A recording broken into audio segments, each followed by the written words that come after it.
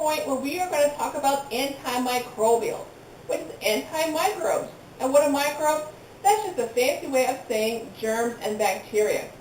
So I'm going to talk about a way to help reduce the amount of germs and bacteria in our homemade items. Now, I'm primarily talking about our water-based products. I'm talking about the shampoos, the spritz, and the flaxseed gel. So you have to realize that water has a pH of 7, which is neutral, and bacteria and germs like pH of 7. They don't want, it's not too acidic and it's not too base, it is just right.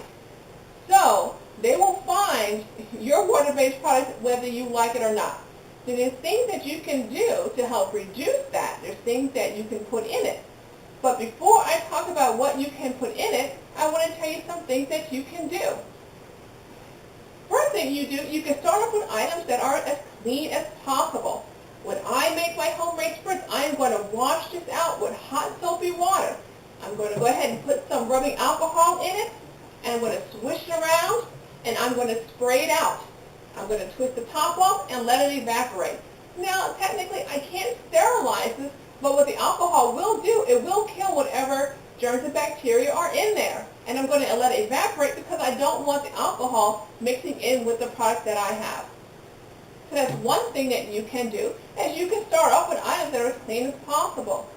The second thing you can do is that you can boil your water, or you can use filtered water. So that is the purpose of the filter. It's not going to be as sterile as the boiling of the water, but the whole purpose of the filter is to reduce the amount of germs and bacteria in the water. So that's another thing you can do. Now, the one thing I will say that when people make their flaxseed gel video, I think it's funny, don't put your fingers in it. Do you know how dirty your fingers are? Just think about it. You open up your flaxseed gel and you stick your dirty fingers in it. So you are actually introducing bacteria into your flaxseed gel. So what you can do, first of all, before you make your flaxseed gel, whatever container you're using, wipe it out with some alcohol. Wipe out the inside, the outside, and the lid. And after you make your flaxseed gel, when you get ready to use it, use a spoon. Wipe that spoon off with alcohol, get your flaxseed gel, put it in something else, and then close it up.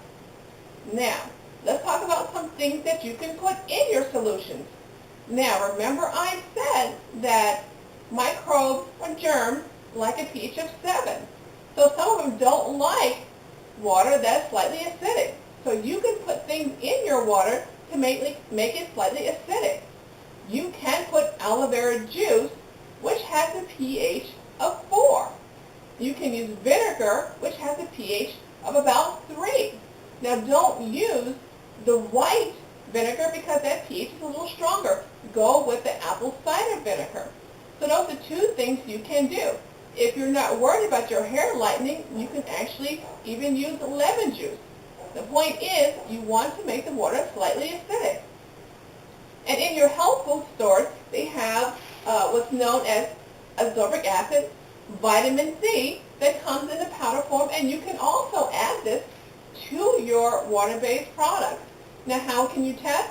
Well, you probably have to get some pH strips, and then you can test it until you get a pH, let's say, of what our hair likes, which is between 4.5 and 5.5, which is good for us anyway because our hair is slightly acidic.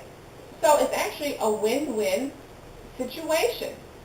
Another product that you can use is honey. Now, the reason that you can use honey is because, one, it absorbs the water into the honey, and therefore it decreases the amount of water available to the microbes. And it provides an atmosphere that is sticky. And microbes do not like sticky solutions.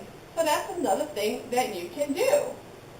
While some essential oils have antimicrobial properties, the problem is that you have to use it in such a long quantity that it's not safe. Don't forget, essential oils in their rare form is very toxic.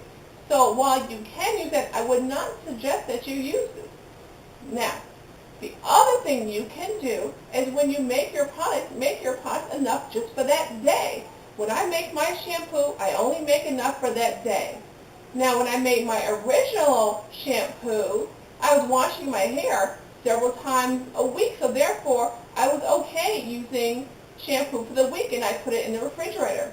But now that my hair is a little longer, I only make enough for that day. And the same thing goes for your spritz. If you're just using water, just get fresh water every day. If you don't want to do that, well, then you can put some things in your water to make it slightly acidic.